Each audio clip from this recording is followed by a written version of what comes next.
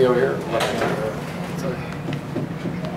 What have you seen out of the defense since you got here? Because it was probably, like when you got here, they were around like 16th, 17th in the league, and it's been really good in the last few weeks.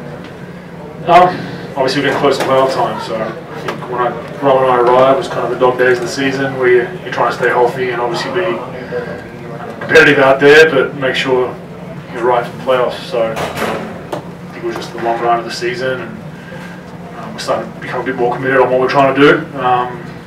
Still a few issues rebounding wise, but we're getting there. Andrew, following up on that, I feel like everybody's ready to hit the button, the playoff button. Yeah, I think so. I think, like I said, a lot of these guys have been in the finals. This will be the 5th straight year if we make it again. So it doesn't leave much time for your off-season activities, rest, family, all that kind of stuff. So it does drain on you mentally more than physically. But yeah, we're definitely ready to be at the nose end of the season and playing the games that really matter. I mean, it's hard to give Cleveland credit. Teams like that, they're obviously on vacation in a couple of days, and they're rebuilding. They're coming out and playing hard, but the games are sloppy at times, like we saw yesterday in LA. And we just got to make sure that we get to the playoffs unscathed without anything freaky happening. Steve said he's going to spend considerable time in the next few days talking about turnovers and defending the defensive glass, stopping them from getting offensive rebounds. What are you seeing out there when you're out there or when you're watching on the bench?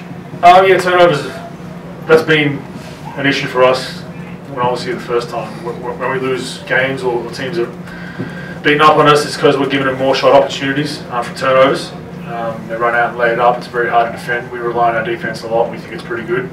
So if you're turning it over, you can't get your defense set. And then I think we've a little bit of a bad habit of leaking out at times before we secure the basketball at the defensive end. So these included, we've got to make sure we're crashing the boards, we're getting in the paint, and the guards are coming in on those elbows before we take off.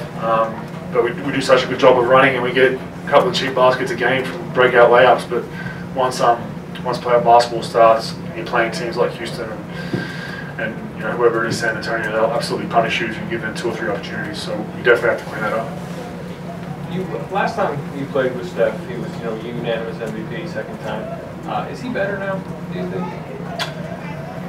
Yeah, I mean, he's obviously better, but it doesn't show on a stat sheet because you have Kevin Durant, DeMarcus Cousins, and Klay Thompson, Draymond Green. You have guys that are obviously contributing a lot scoring-wise, so I think the pressure on Steph is far less, in my opinion, and I think he's embraced that. I made a comment even when I was in Australia a couple of months ago. I think he's one of the few superstars in the league that would allow this kind of roster to be put together.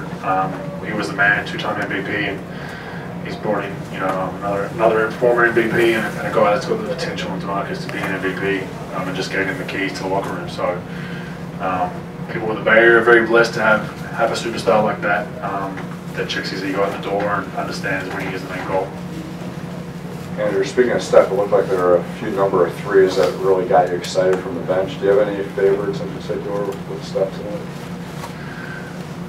It wasn't so much that. There was some hand signals coming from the other team. They knocked down a couple of threes, so it was just, I think it fired Steph